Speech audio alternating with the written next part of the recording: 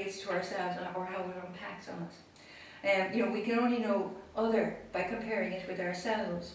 For example, we have a voice, the air passes over our vocal cords and makes a voice. Now it's a bit more complicated than that obviously, but we don't see the same voice in the wind whistling through the trees, and we don't see intelligence in the way other creatures use knowledge and information, the way they collect knowledge and information, the type of knowledge and information they collect, and or in the way they adapt to ecosystems or anything like that. And we see no pain or sensitivity in broken stems and damaged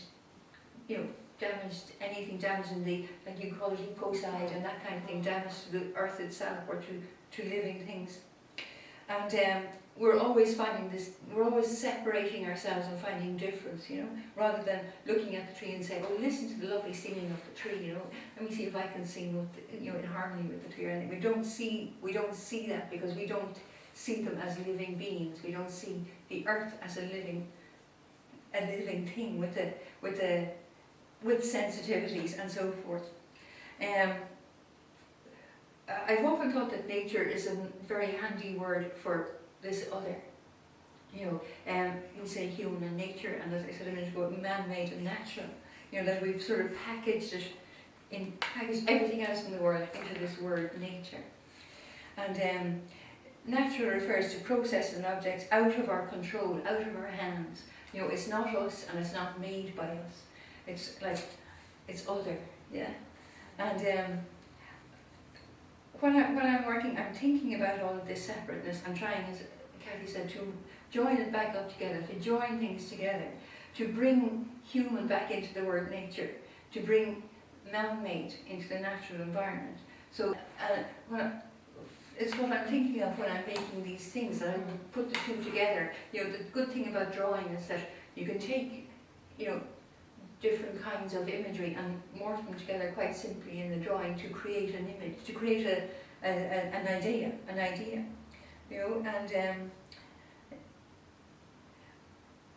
may be new understanding as well. Yeah, it gives a new understanding by juxtaposing things. You can create, as you say, understandings. You can provide information that will sort of get somebody to realise that is a possibility, that that there is a connection between things. Yeah.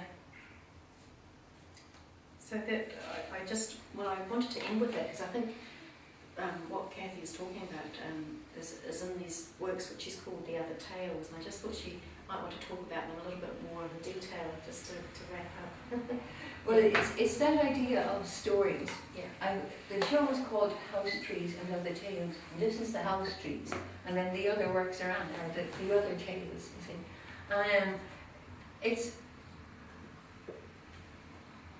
it's just the other ways of looking at the same thing. Really, the story. Probably the story is the same, but the tale is different. The way it's told, the relating of it, I suppose, is what's different about it. So that this is very similar to this in that I've joined the trees and the telegraph poles. And the thing about them is that I feel that communication is something that human beings do naturally. That we communicate, we talk to each other, we touch and we communicate through body language and all sorts of things like that. And it is instinctual and it's natural. So it's almost like what's the word I want? It's almost like denying the separation of human and nature, this thing of communicating. And it's also, I feel that it is that thing, being natural is rooted in us. And if you continue that analogy, is rooted. Things that are rooted, they belong, they stay, they're rooted in place and space and time. So it's kind of hard to explain all this in words, because I've explained it in pictures and sort of translated them into words. And I have a piece inside in the other room called Lost in the Telling, that an event loses some of its not so much its meaning, but it's what do you call that, in the retelling of it, it loses some of its I know other word. It's the other word for oomph. It's like Chinese whispers, isn't it? The more you tell it, the more you tell it, yes, the further away it gets. Yes.